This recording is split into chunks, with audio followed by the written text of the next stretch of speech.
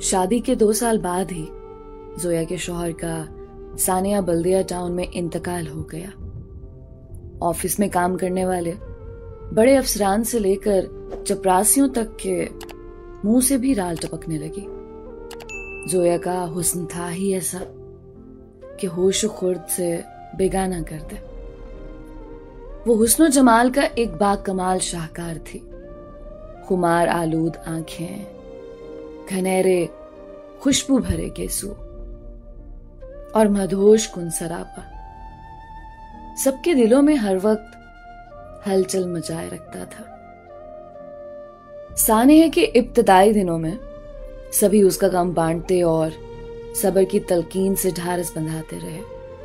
ताहम थोड़े ही अरसे बाद जोया को महसूस होने लगा कि सभी हमदर्दी की आड़ में उसे अपना हमसफर बनाना चाहते हैं।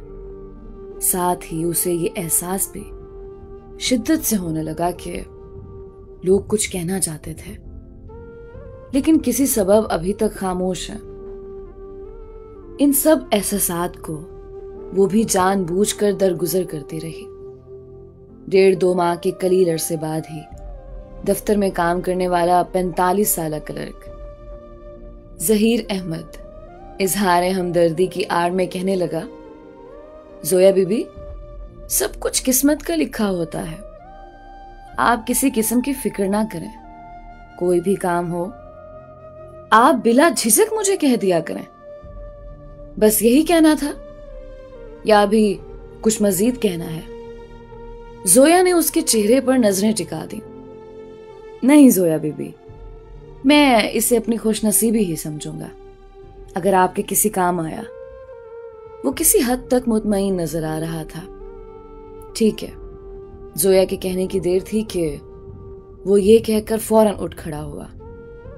मैं आपके लिए अच्छी सी कॉफी ले आता हूं। जोया उसे खश्मगीन आंखों से जाते हुए देखने लगी। थोड़ी ही देर में उसने कॉफी का मग टेबल पर रखते हुए कहा, ले जोया बेबी, और कोई काम? मैंने तो ये काम भी नहीं कहा था तुम्हें। जोया धीमे अंदाज से गोया हुई। जोया बेबी, मैंने कहा ना मुझे आपके काम आके खुशी होगी। उसके लहजे से इत्मीनान झलक रहा था। अच्छा। जोया उसे टिकटिकी बांधे देखती रही। देखिए ना जोया बीबी, कि सितमगरी नहीं तो और क्या है कि आपका जीवन साथी छोड़ गया। वो कदरे नजरें झुकाते हुए कहता रहा और जोया अपनी ठोड़ी पे हाथ रखे उसे बगौर देखती रही। इंसान को एक सहारे, एक साथी की जरूरत होती है जिसके साथ मिलकर ही वो जिंदगी के नशेबो फराज का मुकाबला कर सके। वो कहता रहा। जोया तो पहले ही से उसकी बातों की तह तक पहुंच चुकी थी। फिर भी खुद पर जब्त करते हुए नरम लहजे में पूछा, आखिर तुम कहना क्या चाहते हो? मतलब की बात करो। जोया बीबी, वो गला खंगारते हुए कहने लगा, आप यकीन माने आपके दुख का बखूबी एहसास है और ये जिंदगी ऐसे परपेच रास्तों से भरी पड़ी है जिस पर अकेले चलने का सिर्फ तसव्वुर ही थका देने को काफी है। और मैं नहीं चाहता कि आप जिंदगी के किसी दोहराए पर थक जाएं। तो फिर क्या करना चाहिए? वो बामुश्किल अपने गुस्से पर काबू किए हुए थी। तो फिर अगर आप, वो उसके मद भरे नैनों को देखते हुए चुप हो गया। हाँ हाँ, कहते रहो, मैं सुन रही हूं।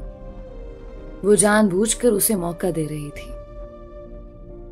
अगर आप चाहें तो इस तन्हाई और अकेलेपन के एहसास को खत्म कर सकती हैं। उसने पत्ता फेंक दिया। वो कैसे? जोया का ये तजस्सुस भरा सवाल उसके जज्बात बढ़ाने और भड़काने को काफी था। मुझसे सेटिंग करके वो अपने दिल की बात जुबान पर ले ही आया। वो कहते हुए चंद लम्हों के लिए सोच में पड़ गई। तो जहीर को लगा कि उसकी कश्ती पार लग चुकी। हसीन ख्वाब पलकों की जीनत बनने लगे। तो सेटिंग करने से एहसासे तन्हाई खत्म हो सकता है। जोया की बात सुनकर उसके दिल में ईद का सा समा छाने लगा। वो बेइख्तियार कहने लगा, हाँ जी बिल्कुल, क्यों नहीं। इससे पहले कि मैं तुम्हारे मशवरे पर अमल करूं, कुछ पूछ सकती हूँ? जोया ने उसकी आंखों में आंखें डालते हुए सवाल पूछा। जी हाँ, बिल्कुल पूछें, आपको पूरा पूरा हक है। वो अपने तय मुतमईन हो चुका था। मैंने सुना था कि तुम्हारी बेटी ने लव मैरिज की है। जी हाँ, आपने ठीक सुना है। जोया का सवाल गो के मौजू से हटके था, ताहम वो पुरएतमाद लहजे में कहने लगा, और मैंने कभी उसके इस कदम से इख्तलाफ नहीं किया। लेकिन तुम्हारे दामाद के वालिदैन को तो इख्तलाफ था, वो भी शदीद, है ना? जोया ने एक और सवाल दागा। जी हाँ, उन्होंने कभी इस रिश्ते को दिल से कबूल नहीं किया। उसने कदरे उदास होते हुए जवाब दिया। तुम्हारा दामाद अब कहाँ है? जोया का यह सवाल भी मौजू से हटके था, इसलिए अब वो हैरान होने लगा कि आखिर जोया ये सब क्यों पूछ रही है। उसे 4 साल कबल दुबई में गैर कानूनी तौर पर दाखिल होने पर मौके पर ही पुलिस मुकाबले में जान गंवानी पड़ी। कहते कहते वो अफसुर्दा हो गया। अब तुम्हारी बेटी कहाँ है? मेरे घर में है। जोया के सवाल पर उसने बेसाख्ता जवाब दिया। उसकी सेटिंग करवाई है?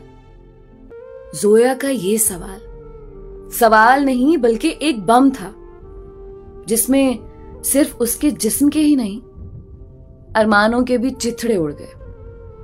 क्या बकवास कर रही हो मेरी बेटी के बारे में? वो चीख कर बोला। जोया इत्मीनान से तंजिया मुस्कुराई। उसे खुशी हुई कि वो जो उसकी जात पर हमला करना चाह रही थी वो पूरा हो गया। जोया उठ खड़ी हुई और गुस्से से चीखते हुए बोली, बेगैरत इंसान, शर्म और रहम नाम की चीज तुम लोगों में है ही नहीं। अपनी बेटी का नाम आया तो तड़प उठे। और क्या मैं किसी की बेटी नहीं हूं? तुम जैसे जानवर मर्दों की वजह से इस मुआशरे में किसी बेवा और अकेली औरत का जीना मुहाल है। लानत हो तुम जैसे जानवर और गलीज मर्दों पर। निकल जाओ। वो वहां से निकल गया और जोया जोर जोर से रोने लगी और अपने शौहर को बहुत याद करने लगी।